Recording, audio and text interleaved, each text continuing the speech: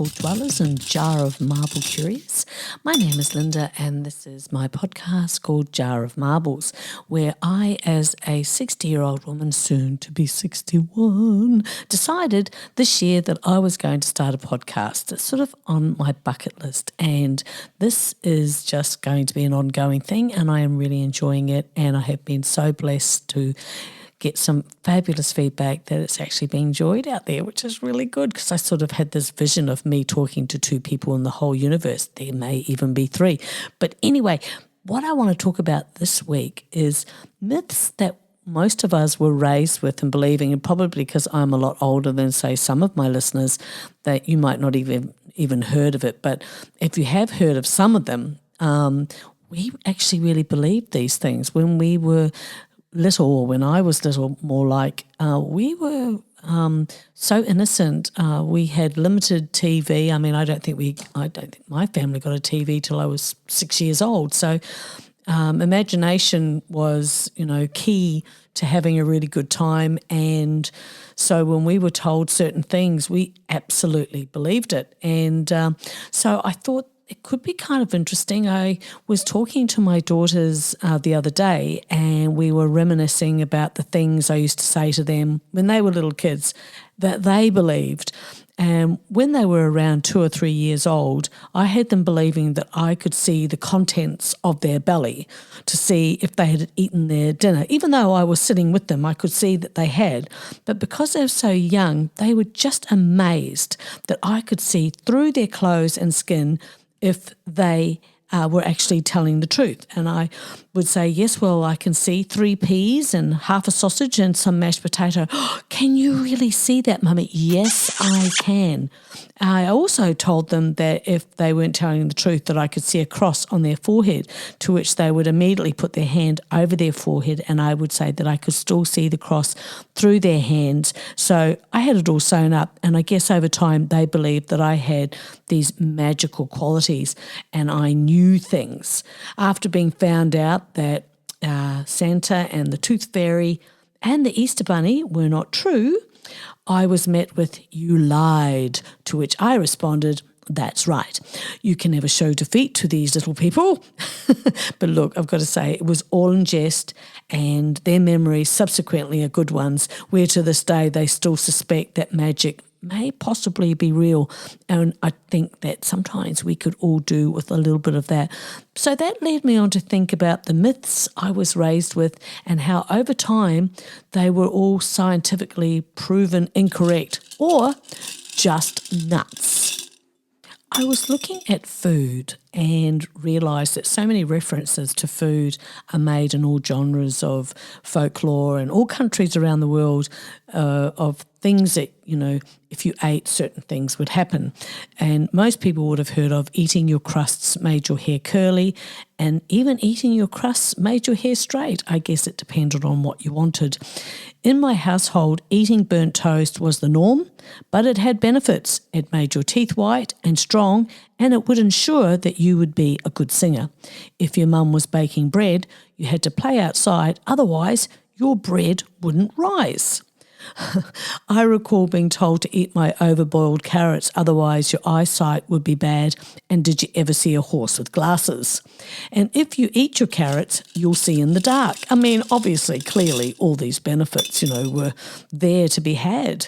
The carrots helping you see in the dark apparently was a World War II propaganda situation where the Allies didn't want the Germans to know that they were using radar, so sent out the myth that the pilots ate a ton of carrots.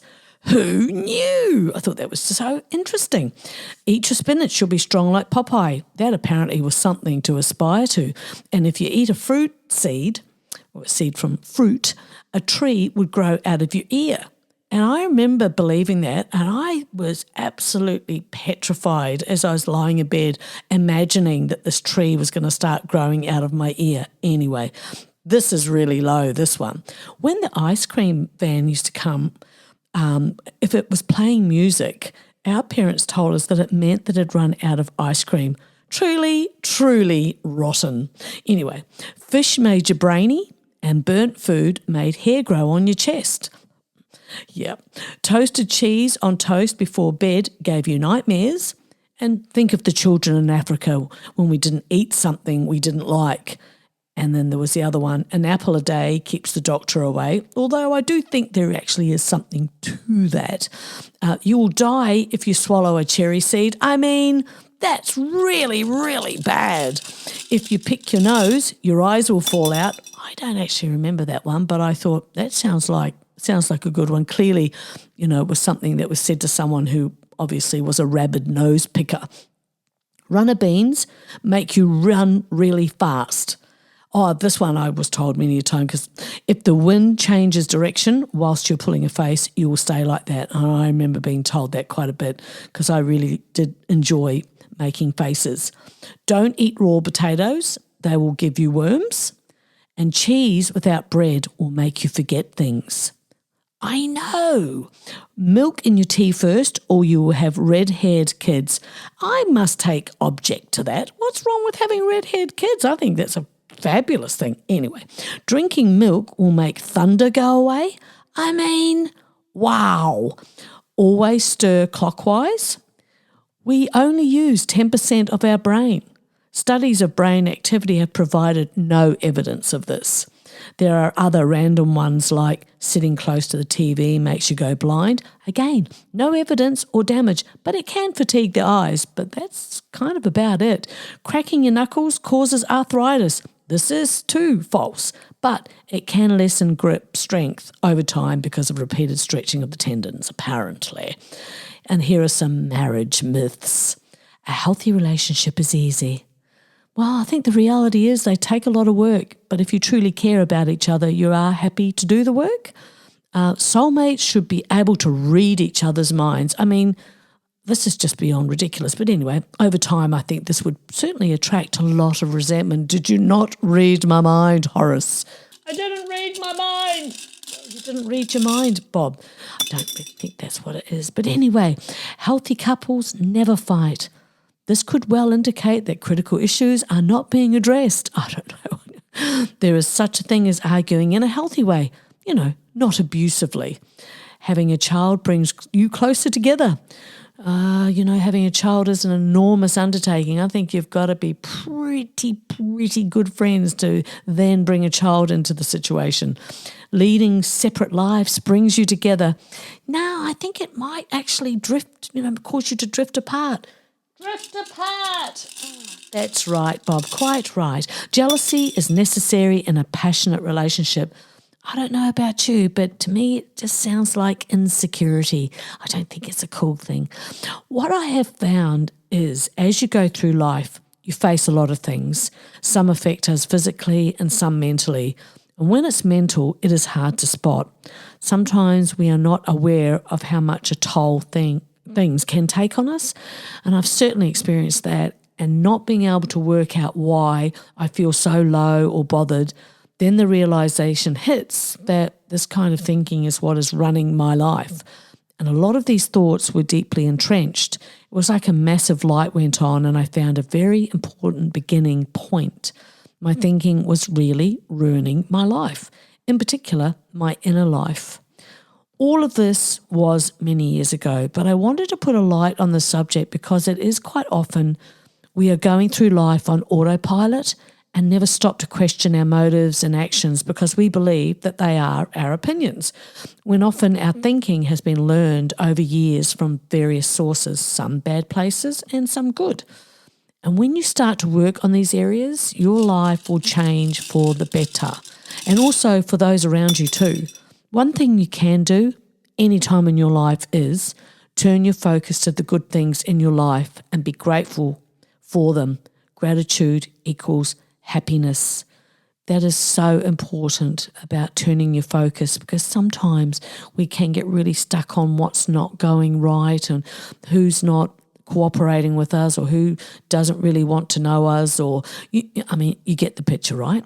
Yes. So like most things, there will never be a perfect time to start something. Instead, we must find the courage to jump towards our happiness. And this could sound sappy or namby-pamby or undoable, but until you're actually doing it, can I just say it feels amazing. It is not promised that it will be easy, but it will be worth it. You have this one life as you. It's precious and it should be valued and not have it wasted in misery. I hope this helps you step towards, your happiness today, because quite often, we are all, working on things, or there might be something that's just niggling in the back of our mind, and we hear something that goes, you know what, I know what I'm going to do. And as I've said before, no one has this gig worked out. So don't be hard on yourself. My goodness, I was so hard on myself, and ridiculously so. And I did not realise it until I had my daughters and they told me so much, about myself.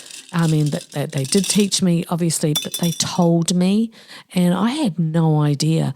And we all have our own struggles, and none of us are perfect, and you don't have to be either. I actually really detest that saying, like, you don't have to be perfect. Like, that word perfect, I think, just gets people into a lot of trouble. None of us are, and who would want to be? I mean, really.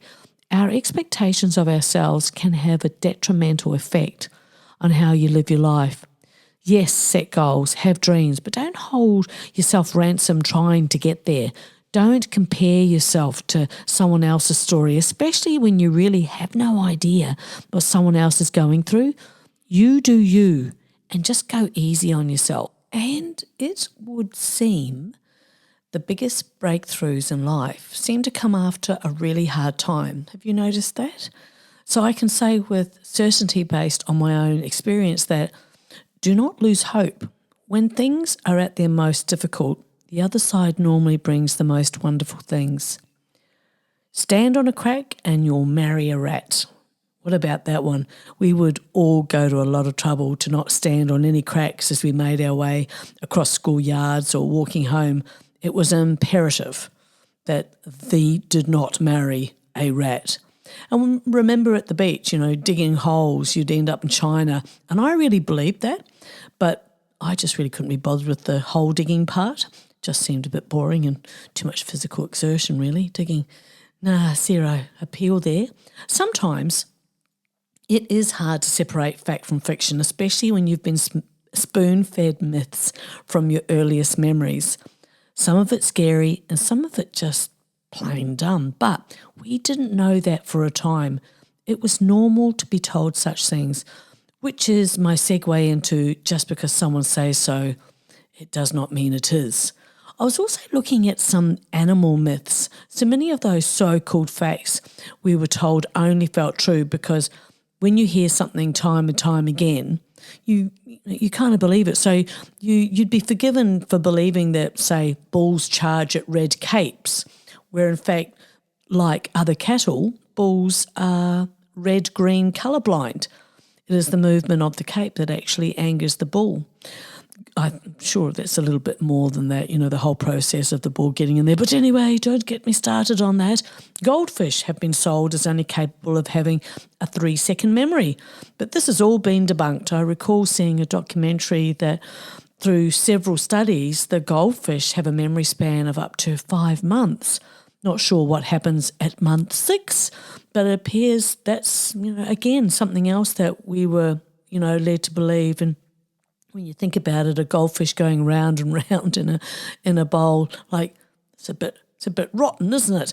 The other debunked myth, which has also brought me some kind of peace actually, is apparently we swallow 8 spiders a year while sleeping. And that is not true. And I must say that number always did have me wondering. It disturbed me a little bit. It wasn't 5 or 6, but it was 8. But you no longer have to be creeped out by this, because scientific studies, as per the Scientific American, that those 8-legged web spinners don't intentionally come into contact with sleeping humans, as our vibrations that actually come from us in that sleeping state would probably frighten a spider. So while that is plausible, it is highly unlikely, nor is there any evidence that proves that you actually chomp down spiders or 8 spiders a year. Yay, we're winning today. Touching a toad will give you warts. This is not true either. So which means, of course, kissing them too, isn't going to make a prince appear, but we kind of know that. But there would have been a time. What about bats are blind? Turns out, not only do they have great eyesight, but 3 times better than us humans. Who knew? And I can only imagine how relieved you would be to know that you should not urinate on someone who has been stung by a jellyfish. Now, this has been around for so many years in surfing communities and different communities I was a part of as a young girl. We spent a lot of time in the ocean, and I know that that was the solution for so many people that got stung by a bee, by jellyfish, by blue bottles. Somebody would, be ready to pee on you should you, had this experience. But apparently the proper way is with hot water, and because wee just makes the sting worse. So don't be in too much of a hurry to whip it out and save the day. Probably not. I was doing a little bit reading about Henry VIII surgeon Thomas Vickery, and he recommended that all battle wounds should be washed in urine, and also advised for any potential ulcers that had become pussy and disgusting, or poisonous bites and stings. So being sterile when it leaves the body, urine turns out to be a far safer cleaning agent than the kind of water typically available in those times. So it was just a trying time all round. Now, back in medieval times, a soldier wounded in battle, he didn't have to worry. They had doctors on hand who were ready to sterilise the wound. They didn't even need to pack anything to do it. As soon as someone got cut, a doctor, following the recommendations of the king's personal surgeon, would whip out his diddle and proceed to pee on your wound. And they didn't stop at cuts either. Fresh urine was used to treat sores, burns, bites, and pretty well anything you could think of. It was gross, but it actually worked. The ammonia in the urine would help keep cuts from getting infected, and in life or death situations, the indignity was worth it. I mean, you just get a picture in your mind, don't you, really? It wasn't just British doctors peeing on open wounds either. One of the craziest stories comes from an Italian physician, Leonardo Fioravanti, who used his urine to save a soldier's life after his nose was cut off in a fight. And Fioravanti, thinking quickly, picked the man's severed nose up off the ground, dusted off some sand, and peed on it. The doctor, incredibly, was able to reattach the urine-soaked nose back onto the man's face. And as for the rest of his life, the man, apparently he couldn't really smell anymore, but he had a nose. I know. Absolutely wonderful. It's a fantastic outcome for the man. Anyway, meanwhile, back in the jungle, myths are sacred tales that explain the world and man's experiences. The myths of the ancient world will inspire us today in literature and in pop culture. We tend to take it at face value that what history calls myth is nothing more than that. One of the most popular and enduring myths from all of Greek mythology is that of the Amazon warrior, and I love this. I remember hearing about this many, many years ago. In fact, the idea was so popular with modern sensibilities that the character Wonder Woman, the creators used this mythology as her origin. According to the tales, this was a society of warrior women that lived in the area that is now known as Turkey. They fought with a ferocity that would rival any man.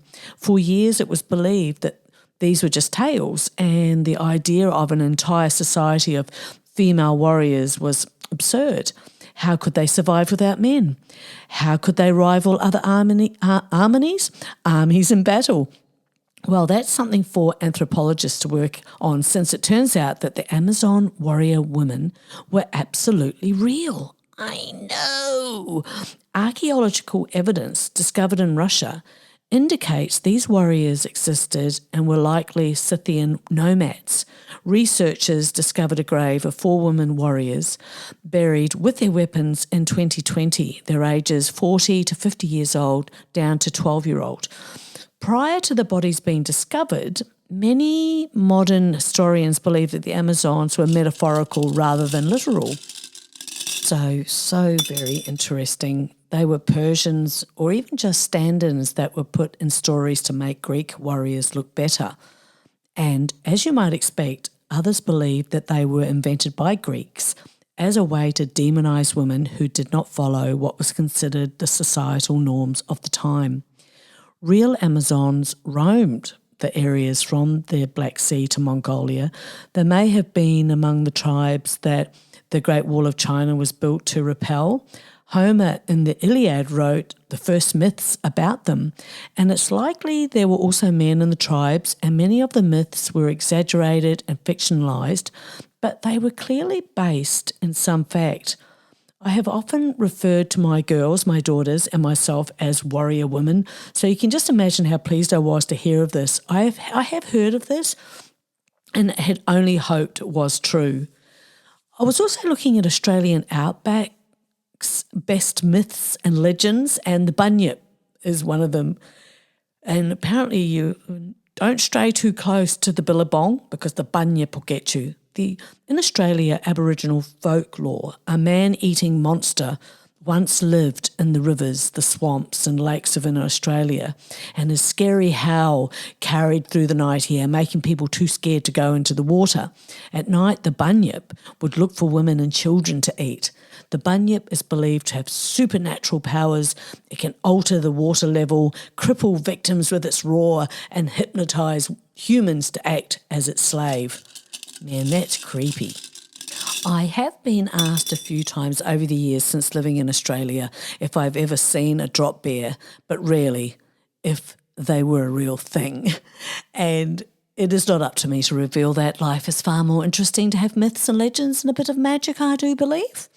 And that is it. The end of another podcast, Myths We Believed and other bits and pieces. We humans, we are an interesting bunch, aren't we, with all our beliefs, and there's just so much to choose from. I mean, when I started looking into everything, I just couldn't believe the stuff that we have been fed. Hope that you have enjoyed it, and remember, when you count your blessings, make sure that you count yourself. You're pretty damn amazing. That brings us to an end of another podcast. I'm so glad that you dropped on by. I hope to see you next week, and say good day to the family and the horse for me, and I'll see you soon. Okay, bye.